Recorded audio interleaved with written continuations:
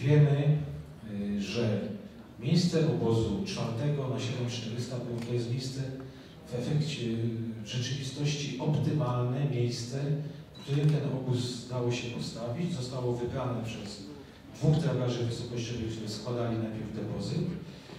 Miejsce optymalne, jeżeli chodzi o możliwość usytuowania platformy, no i też w ocenie kierownika wyprawy, jeżeli chodzi o wysokość. Wyższe postawienie obozu ma swoje plusy i minusy, bo może krócej do szczytu, ale jednak większa wysokość, mniejsze możliwości odpoczynku, regeneracji i tutaj trudno też spekulować czy wyrokować, obóz był za nisko czy za wysoko. W każdym razie podkreślam, że na Poruczpiku w ogóle nie stawia się 4 obozu.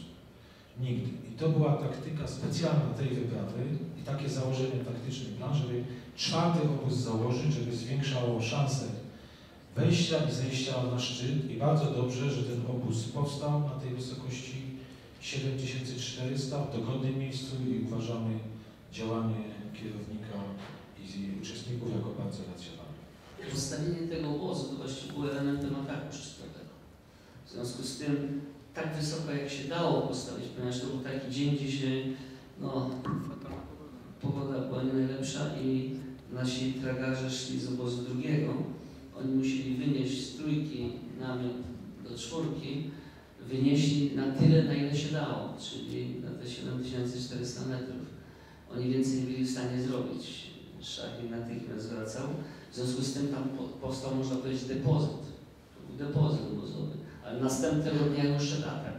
Co prawda z 3 kolegów, a z 4 Maczka, bo Maczek doszedł z Tomkiem do tego depozytu, nazwijmy na 7400 i atakowali szczyt, więc już nie było mowy o przeniesieniu obozu, tylko była decyzja taka, że stawiają ten depozyt, śpią i próbują atakować.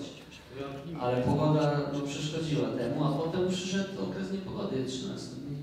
Wyglądało to tak, że ten obóz 4 on był zakładany w drodze po drodze do szczytu i wyglądało tak, że tego samego dnia wynosili tak naprawdę depozyt obozowy Hapsy.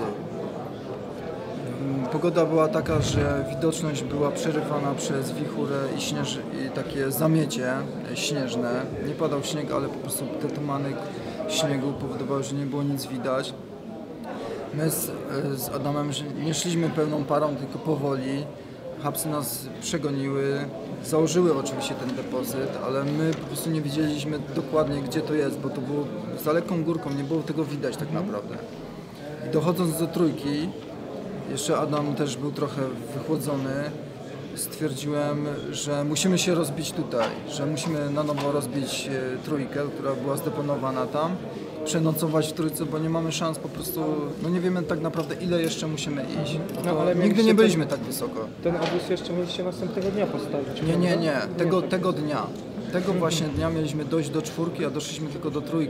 Ze względu, i 2 dni wcześniej też podchodziliśmy w złą, jeden dzień w bardzo złą pogodę, już taką totalnie, wiało w porywach 80 na godzinę. Więc ten atak pierwszy, był, mi się wydaje, się zamienił w taki rekonesans. I tak naprawdę my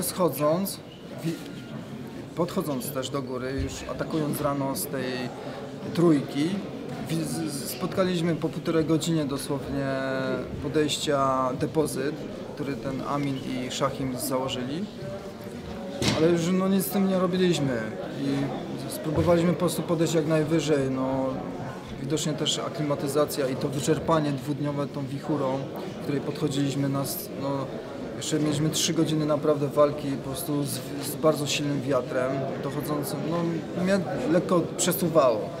To można sobie wyobrazić, jak wiało. I doszliśmy na 7800. Ja stwierdziłem, Adam, kurde, nie ma to sensu, bo się poruszamy jak ślimaki, nie?